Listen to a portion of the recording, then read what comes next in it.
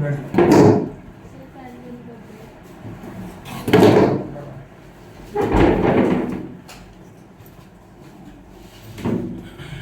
भैया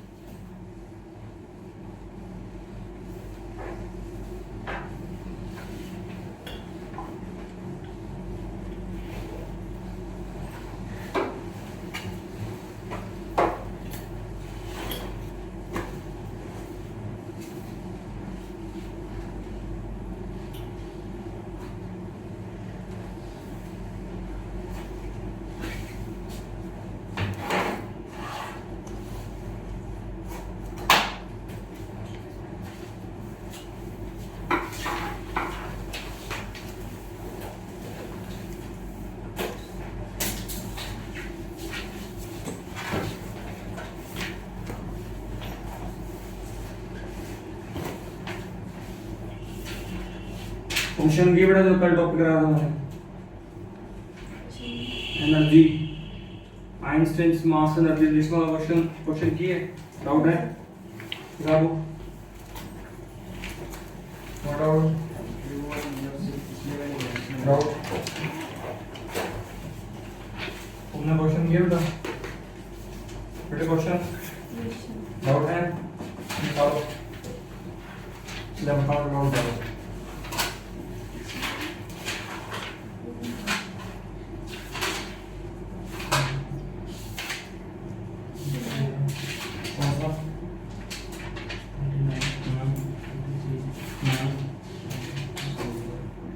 ठीक है और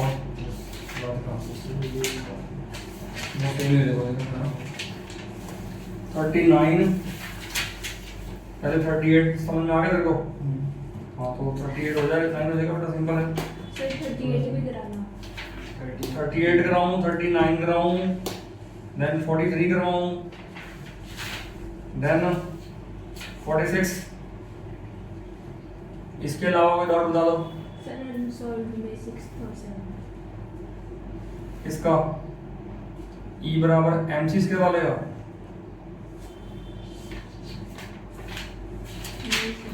कौन सा? अच्छा इलास्टिक पोटेंशियल एनर्जी का यस अनसॉल्व 6 और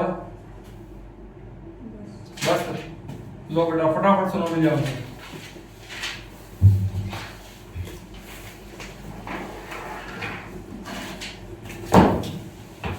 हाँ जी एग्जाम्पल 38 पहले करेंगे 38 एग्जाम्पल, उसके जैसा ही है 39। 38 में फ्रिक्शन के बिना कर रहा है वो, 39 में फ्रिक्शन के साथ कर रहा है, ठीक है। 38 example to simulate car accident auto manufacturing study the collision of moving car with mounted spring of different spring constant. ये कहता है जो कार बनाने वाली कंपनियां होती है ना, क्या करती हैं वो कारों की टक्कर करवा के देखती है किसके साथ, अलग अलग स्प्रिंग कांस्टेंट वाले स्प्रिंग के साथ, ताकि वो डाटा इकट्ठा करके जो उसने कार बनाई है उसकी वो सेफ्टी की रेटिंग निकाल सके। ऐसा कुछ कह रहा है पहली लाइन में, ठीक है। तो फर्स्ट लाइन में तो कोई टेंशन वाली बात नहीं है, आप सेकंड लाइन में वो बोलेगा कि नहीं क्वेश्चन क्या है। कहता consider a typical simulation with A car.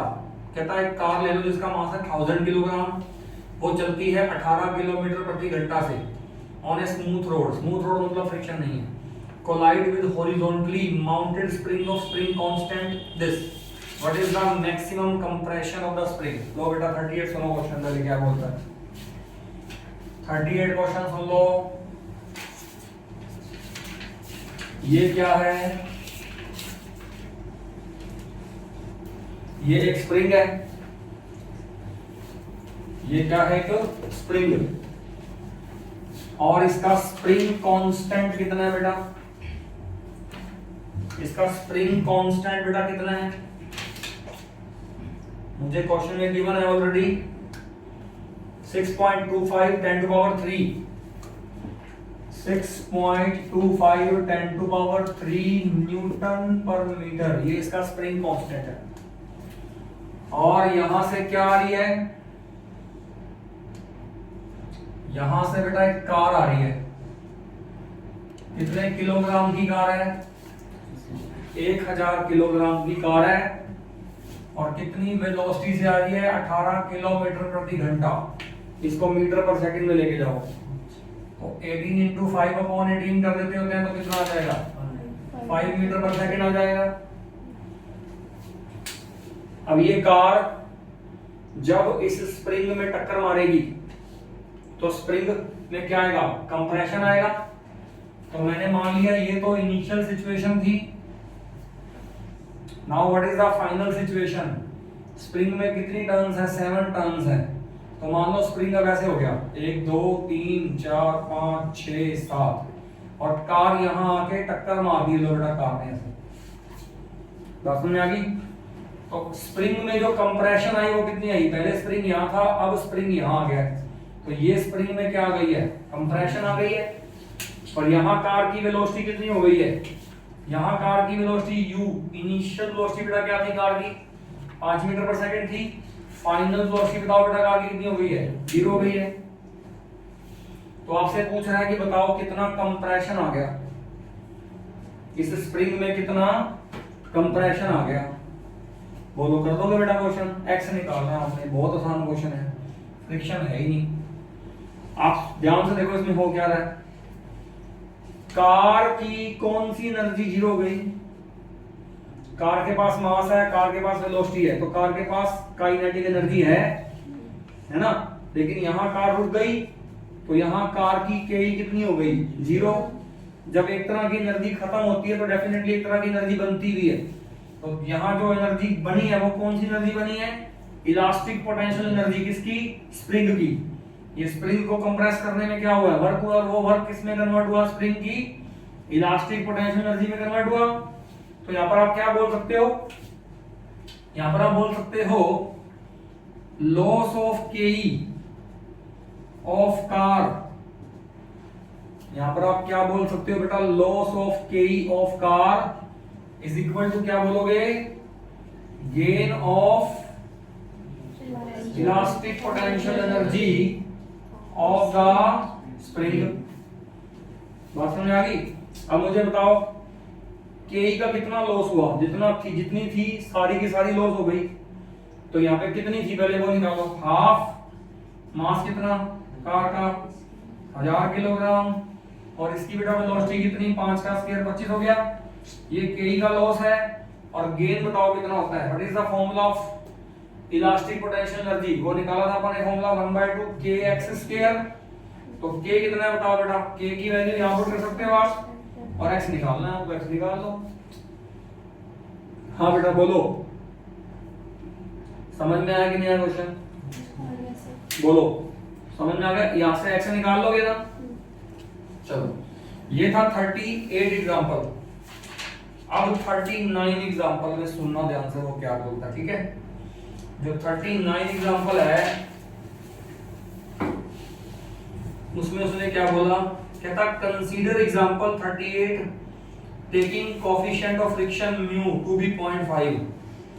कहता अगर, अब ये क्वेश्चन तो हमने किया क्या मानकर कि फ्रिक्शन तो है ही नहीं, बट अगर इसी क्वेश्चन को मैं ऐसे करूं, मैं बोलूं यहां पर फ्रिक्शन भी है, और बताओ बेटा कोएफिशिएंट ऑफ फ्रिक्शन कितना है, 0.5 है ना, मतलब अब फ्रिक्शन भी आएगा। तो अब दोबारा से कंप्रेशन निकाल के दिखाओ स्प्रिंग में, बताओ अब कैसे करोगे। ये जो आपने लिखा है ना, ये तो आप तब लिख सकते हो, आप यहाँ पे क्या लिख रहे थे, बिना फ्रिक्शन के आपने क्या लिखा कि जितना के का लॉस हुआ उतना ही इलास्टिक पोटेंशियल एनर्जी का गेन हो गया, है ना। तो ये तो तब लिखा जाता है जब फ्रिक्शन नहीं है। अगर फ्रिक्शन है तब क्या लिखोगे बताओ, अगर फ्रिक्शन है तब क्या लिखोगे बताओ, अब तब तुम लिखोगे loss in K of car is equal to gain in elastic potential energy of spring plus क्या लिखोगे, वर्क डन अगेंस्ट फ्रिक्शन। बस इतनी सी बात है बेटा। ये पॉइंट समझ में आया कि नहीं आया? Yes sir. अरे अगर फ्रिक्शन ना हो तो वर्क डन अगेंस्ट फ्रिक्शन कितना हो जाएगा? 0। फिर तो ये दोनों बराबर आ जाएंगे, यहाँ से x निकल जाएगा। अगर फ्रिक्शन हो तो अब ये बताओ मुझे कितना आएगा। अब यहाँ लिखो बेटा, बताओ अब बताओ कितना के का लॉस हुआ है। बताओ के का कितना लॉस हुआ है? 1/2 बेटा, मास कितना 1000 और बेटा वेलोसिटी का स्क्वायर कितना 25। ये तो सेम ही है इतना, तो ये भी सेम है 1/2, वही k है, वही x स्क्वायर है, लेकिन वर्क डन अगेंस्ट फ्रिक्शन अलग से निकालना पड़ेगा आपको। बताओ फ्रिक्शन कहां से कहां तक लगा? फ्रिक्शन यहां से लगना स्टार्ट हुआ और यहां तक लगता गया फ्रिक्शन, और जब यहां से यहां कार ने डिस्प्लेसमेंट कितना ट्रैवल किया x, तो पीछे की तरफ फ्रिक्शन बताओ पहले कितना लग रहा था। फ्रिक्शन कैसे निकालते हैं बेटा? फ्रिक्शन का फॉर्मूला क्या था बेटा? Mu R. अरे याद है बेटा था फॉर्मूला फॉर फ्रिक्शन बेटा, म्यू इनटू आर। बताओ यहाँ पर क्या बोलोगे? ये mg और उसको क्या बोलोगे बेटा? r। तो बेटा म्यू mg, म्यू कितना 0.5 होता है 1/2, मास कितना 1000, g को 10 ले लूं तो ये कितना आ गया बताओ बेटा? 5000। ये आ गया 5000, है ना। तो वर्क डन अगेंस्ट फ्रिक्शन अलग से निकाल के दिखाता हूं आपको मैं। यहाँ निकाल रहा हूं बेटा, वर्क डन अगेंस्ट फ्रिक्शन वो कैसे निकालोगे? F डॉट x करोगे आप, और बताओ मुझे x इस तरफ है, f इस तरफ है, तो ये कितना आएगा? fx cos 180, पुरानी बातें हैं, cos 180 बेटा कितना हो गया? माइनस f कितना हो गया? 5000 इंटू x।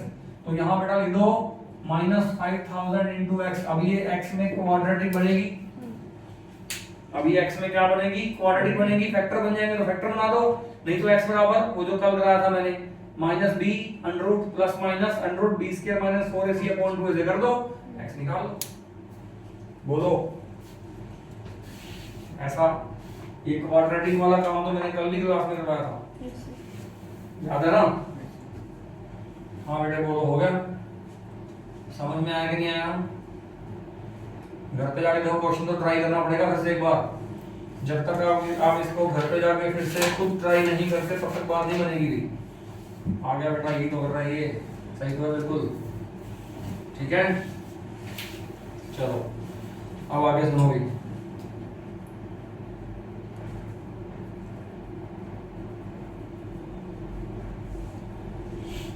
ये ना प्लस कर रहा है बेटा, इसको माइनस नहीं कर रहा है ये। आप इसको प्लस ही लो, प्लस क्यों करोगे बताओ? ये प्लस कर रहा है, इसमें प्लस क्यों करोगे बताओ? वर्क डन तो नेगेटिव ही आता है फ्रिक्शन का, लेकिन यहाँ प्लस क्यों करोगे बताओ? क्योंकि आपको पता है ये जो एनर्जी है ना, ये इन दोनों का सम है। अगर आप माइनस करोगे तो फिर तो ये वाला माइनस वाला के प्लस हो रहा है, तो फिर तो आप ये थोड़ा ना कह सकते हो। अब आप यहाँ पर ये प्लस लेने का मतलब क्या हुआ कि जितनी के का लॉस हुआ उतना इलास्टिक पोटेंशियल का गेन नहीं हुआ, उसमें से कुछ एक्स्ट्रा वर्क वेस्ट हो गया किसकी फॉर्म में? फ्रिक्शन के वर्क की फॉर्म में। तो प्लस करना पड़ेगा बेटा, प्लस करके आंसर निकाल लेना, आ जाएगा, कोई दिक्कत नहीं। मेरी बात समझ में आ रही है कि प्लस क्यों किया मैंने? Yes sir.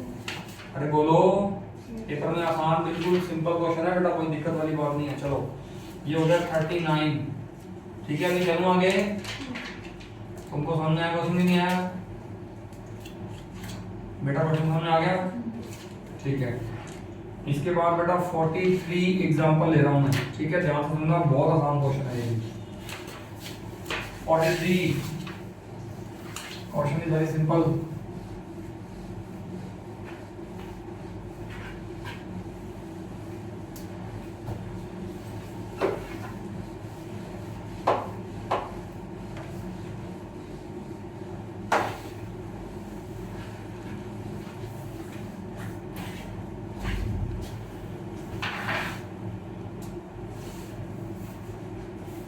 लो बेटा करना question. Two blocks A and B are connected to each other as shown in the figure, ठीक है। The string and spring is massless and pulley frictionless. Block B slides over the horizontal top surface of stationary block C, and the block A slides along the vertical side of C, both with the same uniform speed, ठीक है। coefficient of friction between the blocks is 0.2 and the spring constant of the spring is 960 Newton per meter. If the mass of the block A is 2 kg, then the mass of the block B निकाल दो and energy stored in the spring निकाल दो. सुनो क्या question है, मैं आपको question पूरा बना के दिखाता हूँ, ध्यान से सुनना. ये कौन है? ये ब्लॉक सी है, ये बहुत बड़ा ब्लॉक है. और बेटा ये क्या है? पुली है. पुली के ऊपर से एक रस्सी, यहां बॉडी बी बांधी मैंने, और ये रस्सी यहां से ऐसे आएगी नीचे, और पहले ये स्प्रिंग, और स्प्रिंग के साथ मैंने यहां पर एक बॉडी ए लगा दी. बात समझ आ गई? ऐसा बोला जा रहा है कि ये बॉडी आगे जा रही है और ये बॉडी नीचे आ रही है विद कांस्टेंट वेलोसिटी. दोनों चलती हैं विद कांस्टेंट वेलोसिटी, यानी कि एक्सेलरेशन दोनों के लिए कितना है? 0 है. स्प्रिंग कांस्टेंट कितना गिवन है? 1960 न्यूटन पर मीटर. यूनिट्स चेक कर लिया करो, यूनिट्स सही है, कोई दिक्कत नहीं है. अच्छा, और मुझे क्वेश्चन में क्या बोला गया? ब्लॉक कोफिशिएंट ऑफ फ्रिक्शन बताओ कितना है? कोफिशिएंट ऑफ फ्रिक्शन बताओ बेटा कितना है? 0.2. और मास ऑफ ब्लॉक ए, इसका बेटा मास कितना गिवन है? 2 किलोग्राम इसका मास निकालना है. और इसमें क्या निकालना है? Energy stored in the spring निकालना है. ये स्प्रिंग में भी तो एक्सटेंशन आया होगा ना, क्योंकि बॉडी लटका रखी है आपने ऑलरेडी, तो स्प्रिंग में भी ऑलरेडी क्या आया हुआ है? एक्सटेंशन आया हुआ है ना. अब क्या क्या निकालना है बताओ? इस ब्लॉक का मास निकालना है. मान लिया इस ब्लॉक का मास है m, पीछे की तरफ फ्रिक्शन भी आएगा, इसका वेट बनेगा, ये म्यू बराबर है 0.2, इसका वेट बनेगा mg, ऊपर आएगा नॉर्मल रिएक्शन, यहाँ टेंशन आएगी. सही बात है क्या? यहां भी टेंशन आएगी. अच्छा, इसका वेट कितना आएगा? 2g. और ये स्प्रिंग ऐसे खींचा हुआ है, तो स्प्रिंग में क्या आएगी? रिस्टोरिंग फोर्स वो कितनी होती है? kx. बोलो पहले तो ये बताओ, ये सारा सामने आया कि नहीं आया? मैंने बोला अभी आपके सामने. रस्सी में टेंशन है, इधर से टेंशन d, इधर से टेंशन d.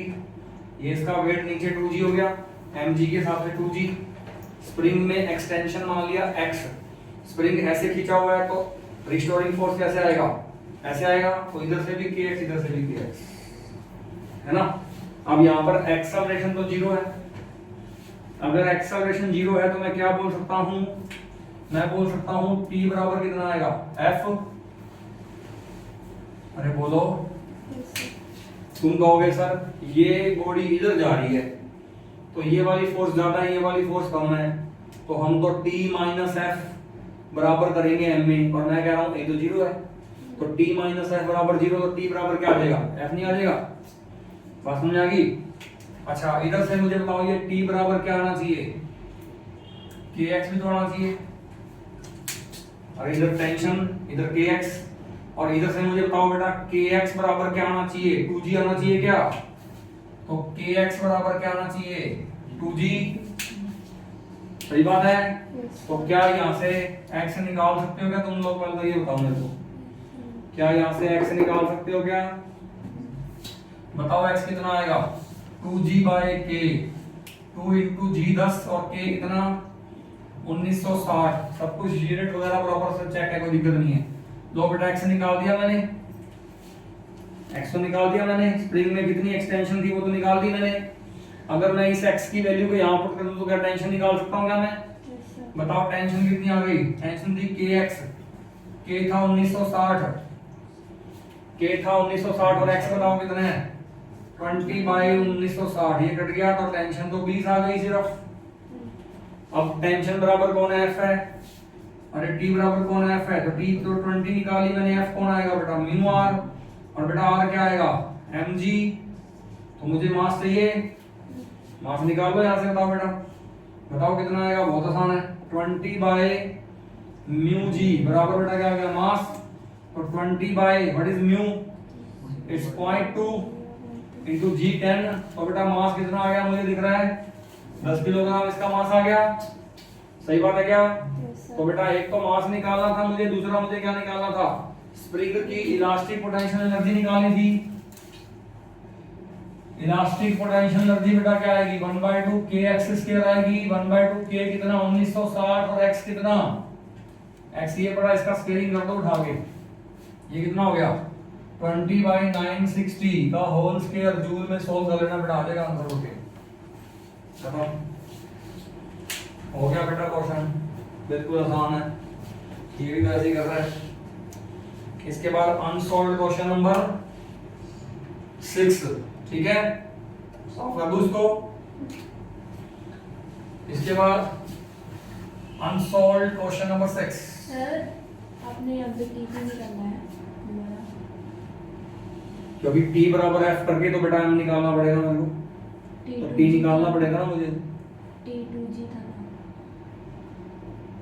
t बराबर 2g भी था, t बराबर kx था और kx बराबर 2g था बेटा, तो t2g हो गया, हाँ सही है, तो 2g आ तो गया 20, सही तो है, जैसे मर्जी निकाल दो, आप kx को हटा दो बीच में से, आप t बराबर 2g लेके 2 टेंशन निकाल लो, एक ही बात है। लेकिन बाद में आपको फिर 2g को kx को लिख के x तो निकालना ही पड़ेगा ना, क्योंकि बेटा मुझे वो भी तो निकालनी है, ठीक है, जैसे मर्जी कर लो, जैसे आप सोच रहे हो वो भी ठीक है, जैसे मैंने किया वो भी ठीक है, एक ही बात है दोनों की, डोंट वरी, ठीक है, साफ कर दो। हाँ भाई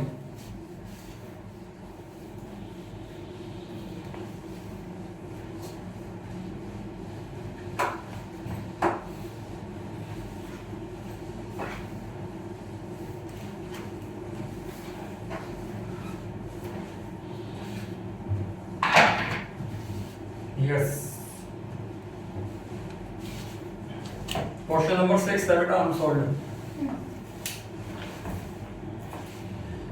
An object is attached to a vertical spring and slowly lowered to its equilibrium position. This stretches the spring by a distance d. If the same object is attached to the same vertical spring but permitted to fall freely, through which distance it stretches the spring. बताओ क्या बोल रहा है question में?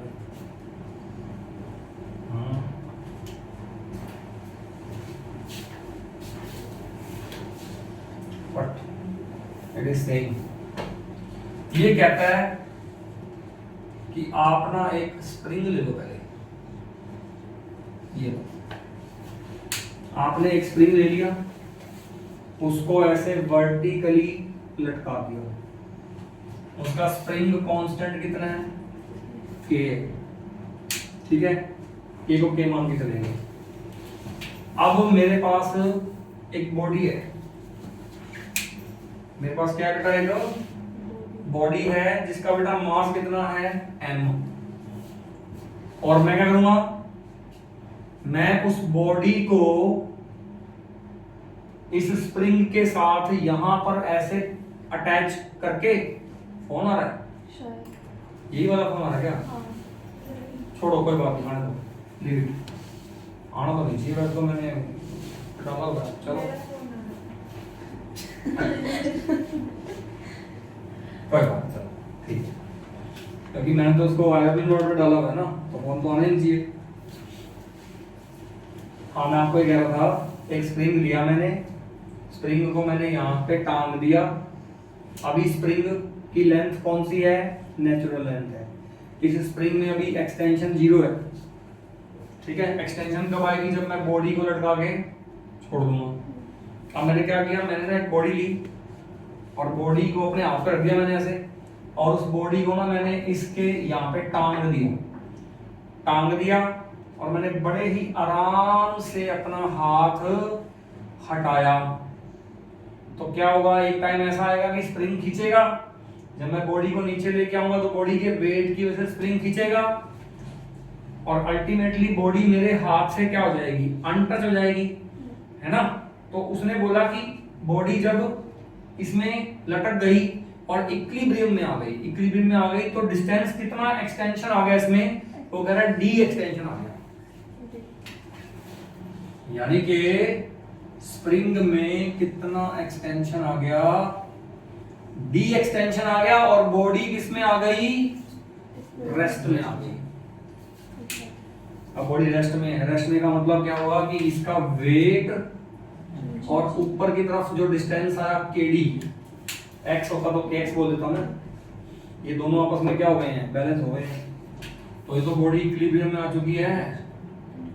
अरे नहीं बात समझ में आएगी तुमको, तभी तो बॉडी इक्विलिब्रियम में आ चुकी है। आर यू गेटिंग और नॉट? तो क्या यहां से के निकाल दोगे, mg/d, ये केयरफुल मान के अपने पास। अब क्या बोल रहा है पता है, अगली क्वेश्चन, अब वो क्या बोलता है, अब वो बोलता है, कहता अब क्या करो, if the same object is attached to the same vertical spring but permitted to fall freely। कहता अब इसमें इसमें क्या किया था, इसमें क्या किया था पता है ना आपको, m मास को इसके साथ अटैच करके धीरे धीरे अपने हाथ को नीचे लाया था मैं। तो जो अटैच किया था ना मैंने मास m, वो धीरे धीरे नीचे आया था, और धीरे धीरे नीचे जब वो इसमें स्प्रिंग में डी एक्सपेंशन आया तो ये अपवर्ड फोर्स के डी और नीचे वाला उसका वेट mg वो बैलेंस हो गए, और वो मास यहीं रुक गया और मेरा हाथ नीचे चला गया। मतलब वो मास मेरे हाथ से क्या हो गया, अनटच हो गया। तो मास किस में आ गया, इक्विलिब्रियम में आ गया। अभी तो मैंने ये किया, अब मैं क्या करूंगा पता है, अब मैं फिर से ये स्प्रिंग लूंगा और फिर से यही मास लूंगा, और इस मास को इसके साथ अटैच करके अपना हाथ डालूंगा एकदम से। तो अब ये कितना नीचे गिरेगा, आपसे पूछ रहे हैं, क्या ये डी नीचे गिरेगा फिर से, ये डी से ज्यादा गिरेगा, ज्यादा गिरेगा ना। तो मैंने अब मान लिया कि ये स्प्रिंग में बेटा पहले स्प्रिंग यहां था और अब स्प्रिंग में यहां तक एक्सटेंशन आ गया, और बॉडी यहां आके रुकी, बॉडी यहां आके रुकी। इसका क्या मतलब है बताओ, बॉडी अगर यहां आके रुकी है तो बताओ, बॉडी यहां से छोड़ी थी ना मैंने बॉडी यहां से छोड़ी थी और बॉडी यहां पे आके रुकी है, तो बताओ बॉडी की कौन सी एनर्जी कम हुई है, पोटेंशियल एनर्जी। और जितनी बॉडी की पोटेंशियल एनर्जी कम हुई है उतनी स्प्रिंग की कौन सी एनर्जी बढ़ी है, इलास्टिक पोटेंशियल एनर्जी बढ़ी है। तो क्या अब मैं यहां पर ये बोल दूं कि loss of gravitational potential energy will be equal to gain of elastic potential energy of the spring. तो लगा दो बेटा फॉर्मूला, बॉडी का मास अगर m है तो कितनी हाइट नीचे आ गई, बॉडी mg x डैश नीचे आ गई, तो ये हो गई ग्रेविटेशनल पोटेंशियल एनर्जी का लॉस, क्योंकि h, क्योंकि जो जितनी हाइट बॉडी नीचे आई है वो कितनी हाइट है x डैश। तो सामने बताओ बेटा इलास्टिक पोटेंशियल एनर्जी में गेन कितना आएगा, 1/2 k x डैश का स्क्वायर। अब क्या एक x डैश से एक x डैश कटता है, तो मैं एक काम करता हूं, बराबर mg बराबर लिखता हूं 1/2, व्हाट इज k, k बताओ कौन था बेटा, वो था mg/d इनटू x डैश, एक बच गया। तो बेटा mg से मैंने mg काट दिया, हो गया 2d, तो x डैश कितना आ गया 2d। आंसर बताओ, बोलो बेटा समझ में आया कि नहीं आया क्वेश्चन, गेटिंग और नॉट? आसान है ना क्वेश्चन बिल्कुल एकदम। चलो गुड। इसके बाद क्वेश्चन नंबर 7 लेता हूं बेटा, ये 6th अनसॉल्व्ड क्वेश्चन था। It was question number 6 unsolved. Now question number 7 unsolved.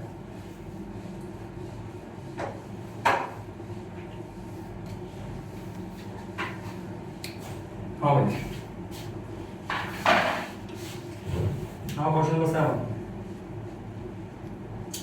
Massless platform is kept on a light elastic spring. हाँ कर लो ना बेटा। When a sand particle of mass 0.1 kilogram is dropped on the pan from a height of 0.24 meter. The particle strikes the pen and spring compresses by 0.01 meter. From what height should the particle be dropped to cause a compression of 0. बेटा कर लो, अरे कल question कराया था मैंने same to same ऐसा। बताओ क्या क्वेश्चन है। ये एक स्प्रिंग है, सुनो ध्यान से, और स्प्रिंग के ऊपर ये क्या पड़ा है, एक पेन, ठीक है। और इस पेन के ऊपर मैं क्या गिराने वाला हूं, एक पत्थर। कितने किलोग्राम का? 100 ग्राम का पत्थर हो गया। 100 ग्राम का कितना हो गया? नहीं, कितना ही है, 0.1 किलोग्राम। कितना हो गया बेटा? 1/10 हो गया ना, 1/10 kg। हाँ ठीक है, 100 ग्राम हो गया, ठीक है। और कितनी हाइट से गिराया इसको मैंने? 0.24 मीटर हाइट से गिराया इसको। 0.24 मीटर हाइट से इसको गिराने के बाद ये दब जाएगा ना। कितना दब जाएगा? क्वेश्चन में गिवन है क्या मुझे? हाँ बिल्कुल गिवन है, 0.01 मीटर दब गया ये। सही बात है। जब मैं इसको इतनी हाइट से छोड़ दूंगा और ये पत्थर इससे टकराएगा तो ये पेन नीचे आ जाएगा और ये स्प्रिंग दब गया। अरे बताना स्प्रिंग कितना दब गया? 0.01 मीटर स्प्रिंग दब गया, है ना। यानी कि पत्थर यहां से स्टार्ट हुआ और पत्थर कहां से कहां तक गया? पत्थर यहां से यहां तक गया। तो बताओ पत्थर की कौन सी एनर्जी कम हुई? बताओ पत्थर की कौन सी एनर्जी कम हुई? ग्रेविटेशनल पोटेंशियल एनर्जी कम हुई। कितनी? कितनी ग्रेविटेशनल पोटेंशियल एनर्जी कितनी कम हुई? वो लिखो mgh। बताओ पत्थर का मास कितना है? 0.1। g को g लिखो, h बताओ कितना है बेटा? इसमें 0.24 तो ये रहा और उसके बाद 0.01 नीचे ये रहा, तो कितना हो गया बताओ बेटा? 0.24 प्लस 0.01, ये कौन है बताओ? ये loss of gravitational potential energy of the पत्थर है। और बराबर में क्या आएगा? बराबर में क्या आएगा? स्प्रिंग कंप्रेस हो गया। स्प्रिंग में कंप्रेशन कितना है? x बराबर कितना है? 0.01। और स्प्रिंग का कांस्टेंट कितना है? k। ये मुझे पता नहीं, तो पहले मैं k निकाल लेता हूं। तो बताओ सामने क्या आएगा? 1/2 kx²। तो 1/2 kx बताओ बेटा 0.01 मीटर का स्क्वायर हो जाएगा। अरे बोलो, सही बात है क्या? क्या यहां से k निकाल लोगे? बोलो बेटा, पहले k निकाल सकते हो ना आप? अब इसके बाद मुझे इसी क्वेश्चन में क्या बोलता है पता है? कहता अब ये बता दो कि इस पत्थर को मैं कितनी हाइट से गिराऊं कि अब की बार जो कंप्रेशन आना चाहिए ना स्प्रिंग में, वो कितने का आना चाहिए? 0.04 मीटर का आना चाहिए। यानी कि वो कहता है कि अब की बार हम क्या करना चाहते हैं? अब की बार हम इस पत्थर को और ज्यादा ऊंचाई से गिराना चाहते हैं ताकि इसमें और ज्यादा क्या आए? कंप्रेशन आए। पहले वाला कंप्रेशन था 0.01 मीटर और अब की बार कितना कंप्रेशन चाहिए? 0.04 मीटर। तो स्प्रिंग पूरा दबाना चाहते हैं और स्प्रिंग का स्प्रिंग कांस्टेंट k बेटा वो तो मैं पहले निकाल चुका हूं। तो अब यही स्टेटमेंट आप फिर से लगाओ यहां पर। अब मुझे बताओ ये पत्थर यहां से गिरना स्टार्ट हुआ और पत्थर यहां से गिरना गिरते गिरते यहां तक गिरा। पहले यहां गिरा, उसके बाद फिर स्प्रिंग के नीचे जाने की वजह से यहां से यहां और गिरा। तो बताओ इस पत्थर की कौन सी एनर्जी कम हुई? ग्रेविटेशनल पोटेंशियल एनर्जी कम हुई। कितनी कम हुई? निकालो। पत्थर का मास कितना? 0.1 इनटू g को g ले लेते हैं और कितना हाइट कम हुई बेटा? ये पहले h में कितना और जोड़ दो 0.04। सामने क्या आएगा बेटा? इससे ये ग्रेविटेशनल पोटेंशियल एनर्जी जो कम हुई है पत्थर की वो किस में गई है? वो स्प्रिंग की इलास्टिक पोटेंशियल एनर्जी में गई है। तो कितनी गई है बताओ बेटा? 1/2 k x का स्क्वायर। x कितना लूंगा मैं? 0.04 का स्क्वायर लूंगा और k की बेटा वैल्यू मैंने वहां से निकाली है, वो यहां पुट कर दूंगा। तो यहां से मैं क्या निकाल लूंगा? h निकाल लूंगा। कर लो क्वेश्चन। बोलो समझ में आया कि नहीं आया? ये देखो, ये जो स्टेटमेंट लगा रहा हूं ना मैं, loss of gravitational potential energy is equal to gain of elastic potential energy. ये स्टेटमेंट मैं चौथी पांचवी बार लगा रहा हूं कम से कम एक क्वेश्चन बार अलग क्वेश्चन में। समझ में आई बात? चलो ठीक है बेटा। इसके बाद तुम्हारा एग्जांपल नंबर कौन सा है भाई? 46। ठीक है, इसके बाद आपका एग्जांपल नंबर है 46, ये साफ कर रहा हूं मैं। ठीक है,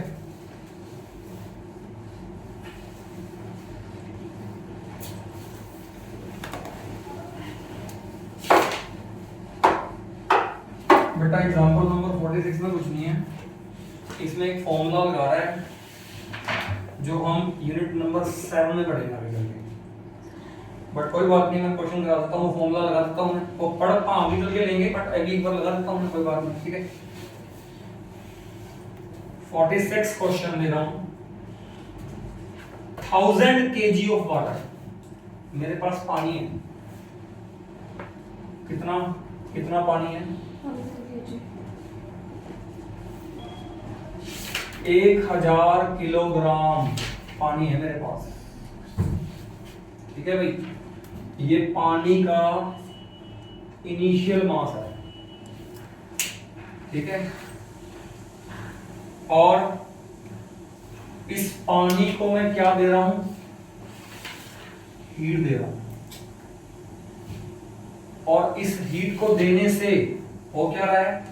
इस पानी का जो टेम्परेचर है वो 0 डिग्री सेल्सियस से कितना बढ़ा दिया मैंने? 100 डिग्री सेल्सियस बढ़ा दिया। तो आपसे पूछता है calculate the increase in mass of water. कहता 1000 किलो पानी लिया मैंने, और इस पानी को मैंने गर्म करना शुरू कर दिया, इतना गर्म किया कि इसकी जो टेम्परेचर है वो कहां से कहां पहुंचा दिया मैंने? 0 से 100 पहुंचा दिया। तो दी तो मैंने हीट है, क्या इसका मास बढ़ेगा? पानी का बढ़ेगा, क्योंकि कल हमने क्या पढ़ा था कि एनर्जी किस में कन्वर्ट होती है? मास में। जो एनर्जी मैं दे रहा हूं वो इसके अंदर जा रही है, तो इसके अंदर जाके वो किस में कन्वर्ट हो जाएगी? मास में। इसका मतलब इसका मास बढ़ जाएगा। तो आपसे पूछ रहा है कि इसका मास कितना बढ़ जाएगा। कहता है बताओ calculate the increase of the mass of the water. ये बता दो। चलो मैं बताऊंगा वो कितना मास बढ़ गया। पहले तो क्या आप ये बता सकते हो कि मैंने इसको हीट कितनी दी है? मैंने इसको इतनी हीट दी है कि वो हीट देने से इसका टेम्परेचर 0 से मैंने कहां तक पहुंचा दिया? 100 तक पहुंचा दिया। तो कितनी हीट दी है? पहले तो वो हीट निकालो बेटा। हीट का फॉर्मूला सुन लो क्या होता है। हीट का बेटा फॉर्मूला होता है ms डेल्टा टी। अब ये फॉर्मूला आपको सर कहां से आया? मैं कह रहा हूं ये फॉर्मूला एक बार याद कर लो। ये फॉर्मूला यूनिट नंबर 7 में आएगा। ठीक है, बात समझा दूंगा। इसमें m कौन है? मास, इनिशियल मास। s कौन है? Specific heat of the water. और वाटर की स्पेसिफिक हीट कितनी होती है? 4200 होती है। ये आपको मैं बता रहा हूं। ठीक है ना, ये याद कर लेना एक बार। वाटर की स्पेसिफिक हीट बेटा कितनी होती है? 4200। और डेल्टा टी क्या है? Increase in temperature. तो डेल्टा टी मुझे दिख रहा है कितना? 100 माइनस 0 कर दो, कितना आ गया? डेल्टा टी कितना आ गया? 100 डिग्री सेल्सियस। तो बेटा पहले तो बताओ हीट कितनी दी मैंने? पहले तो बताओ मैंने हीट कितनी दी? मैंने हीट दे दी कितनी? 1000 इंटू एस कितना? 4200 इंटू कितना? 100 कितना हो गया? सॉल्व कर दो बेटा। 4.2 10 टू पावर 3 2 5 2 3 3 6 2 8 10 की पावर 8 हो गया जूल में। सही बात है। ये हीट क्या है? एनर्जी है। और क्या है? और एनर्जी बराबर क्या होती है? डेल्टा एम इंटू सी स्क्वायर होती है क्या? अरे यही तो फॉर्मूला पढ़ा था तुमने, E बराबर एम सी स्क्वायर। और m को मैंने बोला था डेल्टा m। ये डेल्टा m कौन है? इंक्रीजिंग मास। यही तो निकालना है मुझे। तो बताओ डेल्टा m कितना आ जाएगा? अपॉन में ले आऊंगा c square. 4.2 10 to power 8 by c square. c कितना होता है? ये होता है c। इसका स्क्वायरिंग कर दो बेटा, सोल्व कर लो। डेल्टा m आ गया, खत्म हो गया। खत्म कर लो। सर थर्ड क्वेश्चन भी ऐसे ही रहेगा? हाँ बेटा, अनसॉल्व्ड। हाँ सेम है बेटा, कर लो। और कोई बताओ इसमें अनसॉल्व्ड में कोई डाउट है तो? Any doubt in unsolved question बता दो। हाँ बेटा, नहीं है? ट्राई करो, पहले ट्राई करो। ठीक है, चलो आगे काम करें यार। Yes sir. हाँ भाई ऑलराइट। नेक्स्ट टॉपिक अपना क्या है बेटा, पावर। ठीक है, पावर, पावर के बाद नेक्स्ट टॉपिक क्या आएगा, कोलिजन। अभी तो लग जाएगा ये वाला वीक, कोशिश करते हैं इसको चैप्टर को 3-4 दिन में खत्म करके फिर नेक्स्ट चैप्टर पे चलते हैं अभी। हाँ जी, स्लो बेटा स्लो ध्यान करिए। पावर टॉपिक, नेक्स्ट टॉपिक क्या है बेटा, पावर। पावर क्या होती है बताओ, पावर का फॉर्मूला बताना क्या होता है, पावर का फॉर्मूला बताना क्या होता है, वर्क अपॉन टाइम होता है क्या, It's 9th क्लास में फॉर्मूला आ गया था पावर का, वर्क अपॉन टाइम। तो क्या बोलते हैं इसको, रेट ऑफ डूइंग वर्क, है ना। और वर्क क्या होता है, एनर्जी। तो क्या मैं इसको एनर्जी बाय टाइम बोल सकता हूं, अरे वर्क एनर्जी है। वर्क कब होगा, जब एनर्जी कंज्यूम होगी। क्या बिना एनर्जी कंज्यूम कराए आप वर्क कर सकते हो क्या, नहीं कर सकते। तो एनर्जी बाय टाइम यानी कि इसको बोलेंगे rate of consumption of energy. सही बात है क्या, देखो मैं ना आपको एग्जांपल से समझाता हूं। मान लो 2 बंदे हैं, मैंने उनको बोला कि एक प्लेग्राउंड है, उसके 10 चक्कर लगाने हैं बाग के। दोनों को 10 चक्कर लगाने के लिए बोल रहा हूं। पहले बंदे ने 10 चक्कर लगा दिए 20 मिनट में, दूसरे बंदे ने 10 चक्कर लगा दिए 15 मिनट में। बताओ पावर ज्यादा किसकी है, दूसरा वाला। किसकी पावर ज्यादा। एक बंदे ने 10 चक्कर 20 मिनट में लगाए हैं, एक बंदे ने 10 चक्कर 15 मिनट में लगाए हैं। किसकी पावर ज्यादा कहोगे तो। पावर का फॉर्मूला क्या है, वर्क बाय टाइम है। अगर वर्क कांस्टेंट कर दूं, क्योंकि दोनों बंदों को मैंने वर्क को कांस्टेंट दिया ना 10 चक्कर, तो वर्क कांस्टेंट तो पावर टाइम के क्या हो जाएगी, इनवर्सली हो जाएगी। जो बंदा जितने कम समय में चक्कर वर्क काम पूरा करेगा उसकी उतनी ज्यादा पावर है। ये मतलब है पावर का, बात समझ आ गई। अब ऐसे ही अगर मैं उन दोनों बंदों को ये बोलता कि तुम्हारे पास दोनों के पास 10-10 मिनट है, चक्कर लगा लो जितने लगा सकते हो। अब मान लो पहला बंदा आया, उसने 10 मिनट में 10 चक्कर लगा दिए, दूसरे बंदे ने 10 मिनट में 8 चक्कर लगाए, तो किसकी पावर ज्यादा मानोगे। अब उल्टा हो गया ना। अब मैंने टाइम को कांस्टेंट कर दिया, दोनों को 10 मिनट दिए मैंने, तो पावर किसके प्रोपोर्शनल हो गई, वर्क के। जो बंदा सेम टाइम में जितना ज्यादा काम करेगा उतनी ज्यादा उसकी पावर है। गेटिंग और नॉट, ये पावर का मतलब है। यूनिट्स ऑफ पावर बताओ क्या आएंगे बेटा, यूनिट्स ऑफ पावर,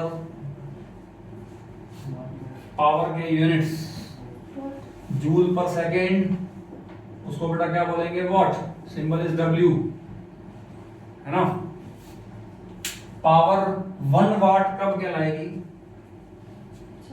जब कोई डिवाइस 1 सेकंड में 1 जूल एनर्जी खर्च करेगी, तो हम कहेंगे उसकी पावर 1 वाट है।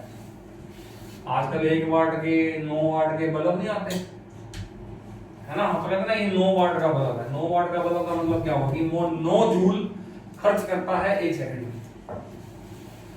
ठीक है ना, चलो ठीक है।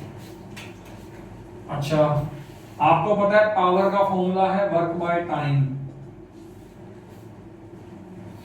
वर्क का फॉर्मूला क्या था, force multi dot product with displacement by time हो गया। वर्क का फॉर्मूला क्या था, force dot product with displacement by time. अब आपको पता है डिस्प्लेसमेंट बाय टाइम क्या बनता है, वेलोसिटी। तो पावर का फॉर्मूला क्या बन गया, force dot product with velocity. तो power is also defined as the dot product of two vectors. तो इसका मतलब पावर बेटा कैसी क्वांटिटी हो गई, स्केलर। तो इसका मतलब बेटा पावर कैसी क्वांटिटी हो गई, स्केलर क्वांटिटी हो गई। आर यू गेटिंग और नॉट? Yes sir. ठीक है, लो बेटा इतनी सी पावर की थ्योरी है सिर्फ। अब क्वेश्चन करवाता हूँ आपको पावर के, ठीक है, पावर के क्वेश्चन करते हैं हम। मैं आपको 2 क्वेश्चन करवा देता हूँ पावर के, और आज घर से आपने जितने भी क्वेश्चन है बेटा पावर के वो सारे करने ट्राई, और फिर मैं कल डाउट दे दूंगा आपको, ठीक है। हाँ भाई सुनो ध्यान से बेटा, पावर पावर का क्वेश्चन ले रहा हूं।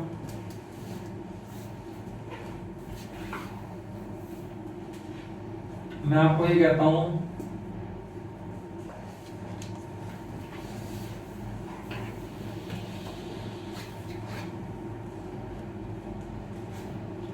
मान लो एक टंकी है हमारे पास, ठीक है, एक अंडरग्राउंड टंकी देखी है आपने? अरे घरों में जमीन खोद के टंकी बनाते हैं, ये अंडरग्राउंड टंकी है, मतलब जमीन के अंदर टंकी है ये, ठीक है।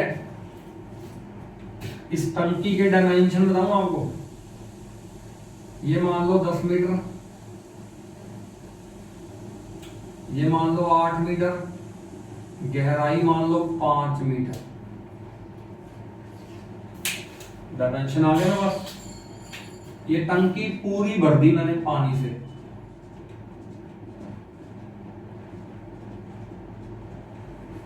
ठीक है। अब एक बिल्डिंग बनी हुई है, इट्स अ बिल्डिंग, और बिल्डिंग की छत पे एक टंकी पड़ी है, और यहां बिल्डिंग के नीचे सर बंद कर दूं?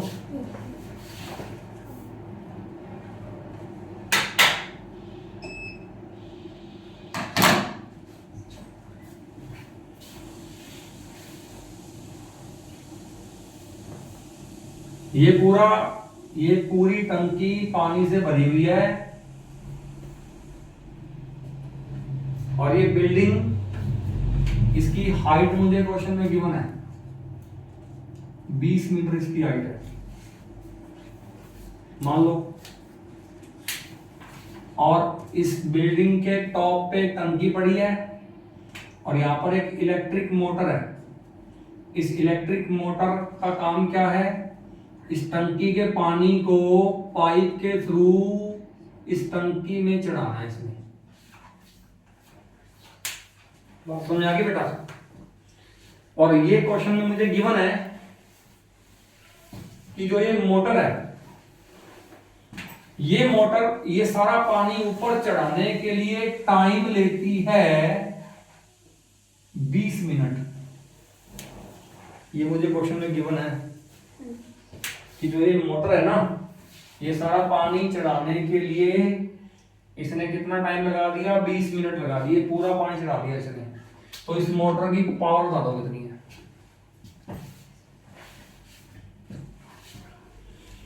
इस मोटर की क्या बता दो, पावर, ठीक है। मैं कर देता हूं, पहले तो ये बताओ मुझे इसमें पावर का कौन सा फॉर्मूला दिख रहा है। मैंने आपको पावर के 2 फॉर्मूले दिखाए। पहला फॉर्मूला तो बेटा पावर कौन सा था, वर्क अपॉन टाइम। दूसरा फॉर्मूला था फोर्स इनटू वेलोसिटी। दोनों में से कौन सा फॉर्मूला लगाना चाहिए मुझे, वर्क बाय टाइम की मुझे टाइम पता है, और वर्क कितना करना पड़ेगा इस मास को h हाइट तक ले जाने के लिए, कितना वर्क करना पड़ेगा वो वर्क मैं निकाल सकता हूं। और हाइट में जब भी बॉडी को ले जाते हैं तो वर्क डन किसके बराबर आता है, mgh के। तो पहले बात तो यहाँ पर m किसका लोगे, मास लोगे किसका, इसका पानी का। क्या इस पूरे पानी का मास निकाल सकते हो आप? क्या इस पूरे पानी का मास निकाल सकते हो? मुझे पता है डेंसिटी ऑफ वाटर कितनी होती है, पता है आपको? पानी की डेंसिटी कितनी होती है? क्वेश्चन में देगा नहीं, आपको पता होनी चाहिए। ये होती है 1000 किलोग्राम पर मीटर क्यूब। अच्छा, इस टंकी का वॉल्यूम बताओगे मुझे कितना है? 400 कितना है वॉल्यूम बताओगे? 400 10 गुना 8 गुना 5 400 मीटर क्यूब टंकी का वॉल्यूम है, मतलब पानी का वॉल्यूम है। तो मास ऑफ वाटर कितना आ गया? मास ऑफ वाटर कितना आ गया? मास ऑफ वाटर का पता कितना आ गया? डेंसिटी इनटू वॉल्यूम कितना हो गया? ये 4 लाख किलोग्राम पानी है। सही बात है। तो वर्क डन का फॉर्मूला बताओ बेटा, क्या आएगा? mgh बाय टाइम कितना? 20 मिनट। टाइम का तो कोई टेंशन है ही नहीं, 20 मिनट के सेकंड बना लो बेटा, 1200 सेकंड बन जाएंगे। 1 मिनट में 60 सेकंड होते हैं। अब बताओ पावर कितनी निकालोगे? बता दो पावर कितनी आएगी? बताओ बेटा कितना मास है पानी का? 4 गुना 10 की पावर 5 बोल दूं, जी को 10 ले लूं, हाइट कितनी लोगे? 20 हाइट 20 लोगे या कुछ और लोगे? 25 कितनी हाइट लोगे? 25 20 तो है ही, लेकिन ये कितनी डेप्थ है? 5, तो 5 ही लूंगा या इसकी आधी लूंगा? आधी centre of mass. Centre of mass. पहले भी ऐसा क्वेश्चन आया था एक बार, याद है ना यस सर। बेटा? ये सारे पानी का सेंटर ऑफ मास तो सेंटर पे है, तो सेंटर ऑफ मास को चढ़ा दूंगा तो पूरा पानी छिड़ गया। तो सेंटर ऑफ मास कितनी गहराई में है? 2.5 मीटर गहराई में है। तो हाइट कितनी लूंगा मैं? 22.5 अपॉन में टाइम कितना? 1200। सॉल्व करना इसको, सॉल्व करो बेटा। ये पॉइंट हटा दो, बाय में 10 कर दो, 10 से 10 काट दो, और ये 2 जीरो से 2 जीरो भी काट दो। कितना आ गया? ऊपर ऊपर आ गया 4000, 10 की पावर 3 बच गया। Yes sir. ये कितना हो गया? 225 अपॉन बेटा कितना हो गया? 12। कितना आता है ये? कितना आता है बेटा ये? चलो इसको 10 की पावर 3 ही बोल देता हूं, ये 3 पे कट गया। ये कट रहा है? कितना आ गया? ठीक है, कितना आ गया? 75, 10 की पावर 3 को बोलता हूं किलोवाट। ये आंसर आ गया। 75 किलोवाट पावर है किसकी? मोटर की। बताओ क्वेश्चन समझ में आया कि नहीं आया? ठीक है बेटा, बात समझ आ गई। अब इसी क्वेश्चन के अंदर एक और क्वेश्चन डाल रहा हूं। मान लो जब ये मोटर आप मार्केट से खरीदने गए थे, तो इस मोटर पे लिखा हुआ आया था 100 किलोवाट।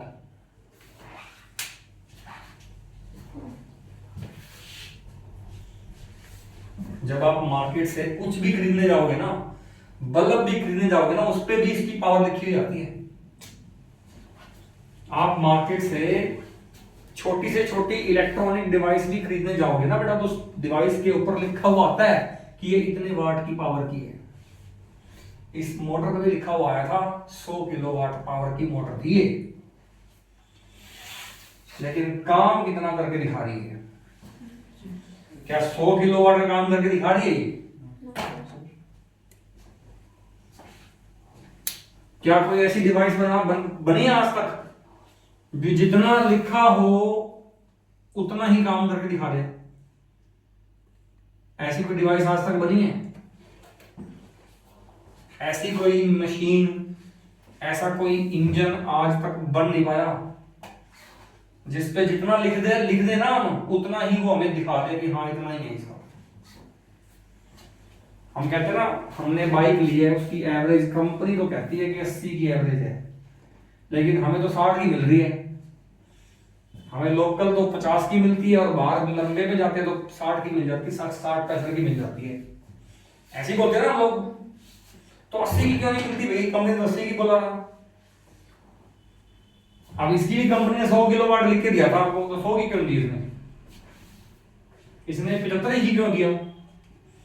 बिकॉज कुछ पावर इसकी क्या होगी, वेस्ट भी तो होगी। जब ये मोटर चलेगी तो क्या ये गर्म नहीं होगी? Yes sir. तो गर्म होने का क्या मतलब है कि इसकी कौन सी एनर्जी वेस्ट हो रही है, हीट एनर्जी। तो जो 25 किलोवाट की पावर थी वो कहां गई, हीट में वेस्ट हो गई। बात समझ आ गई? Yes sir. तो ये जो पावर मोटर पे लिखी हुई आई है, ये कौन सी पावर है पता है? ये है इनपुट पावर जो लिखी हुई आई है, और जो मोटर ने पावर दिखाई है, काम करके दिखाई है, वो कौन सी पावर है? आउटपुट। मुझे इस मोटर ने जो आउटपुट दिया वो तो यही दिया ना। तो अगर मैं आपसे पूछूं इस मोटर की एफिशिएंसी बताओ, एफिशिएंसी का सिंबल होता है ईटा, ये सिंबल है, इसका नाम है ईटा। तो एफिशिएंसी बेटा फॉर्मूला होता है power output by power input गुना में 100। तो कितना आ गया बताओ? 75/100 गुना 100, 75% एफिशिएंसी है इस मोटर की। बात समझ आ गई बेटा मैं क्या बोल रहा हूं? ठीक है, एक तो ये पावर पे क्वेश्चन था, बुक में सेम ऐसे क्वेश्चन मिलेंगे आपको। ठीक है, चलो एक और मैं क्वेश्चन करवाता हूं, बड़ा आसान है। उसमें मैं पावर के को निकालने के लिए फॉर्मूला कौन सा लगाऊंगा? Force into velocity. लो है,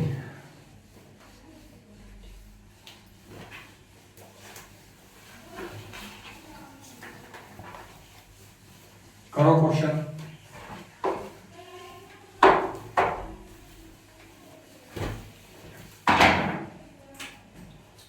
क्वेश्चन ये है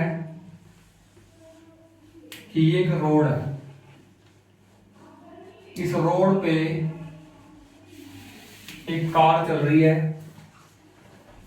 कार का मास है 1200 किलोग्राम और कार की वेलोसिटी है 90 किलोमीटर पर आवर, जिसको तुम कन्वर्ट कर सकते हो 90 इंटू 5/18 से, तो 25 मीटर पर सेकंड आ जाएगी। सही बात है।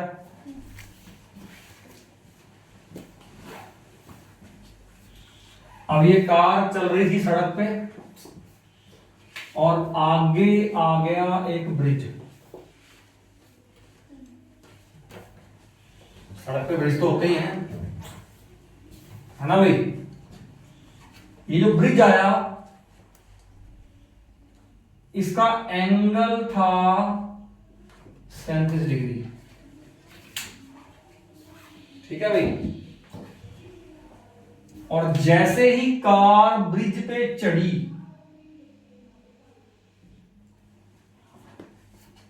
तो यहां पर फ्रिक्शन भी आ गया, वो था 0.1 फ्रिक्शन भी आ गया।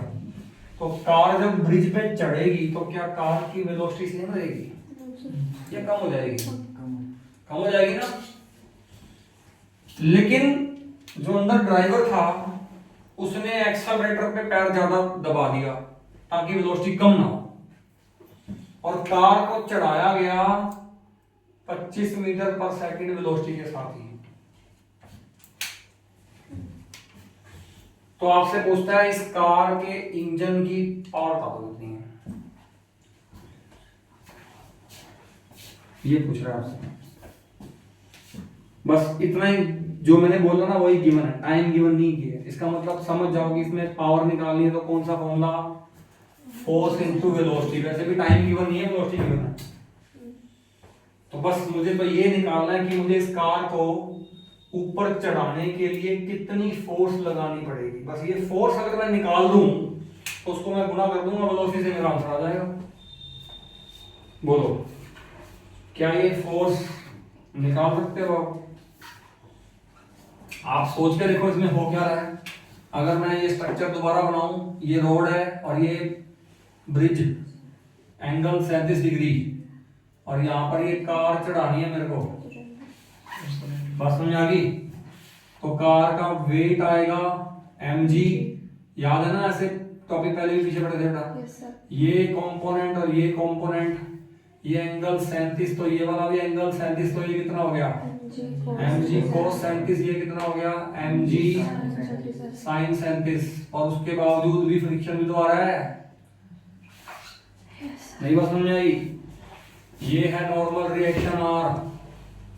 तो अब जो मुझे फोर्स लगानी पड़ेगी वो कितनी लगानी पड़ेगी, जितनी पीछे लग रही है। पीछे कितनी फोर्स लग रही है mg sin 37 plus friction force, और फ्रिक्शनल फोर्स कितनी है mg sin 37 plus mu r कितना है sin 37 plus mu mg cos 37। तो बेटा पुट करो सारी वैल्यू।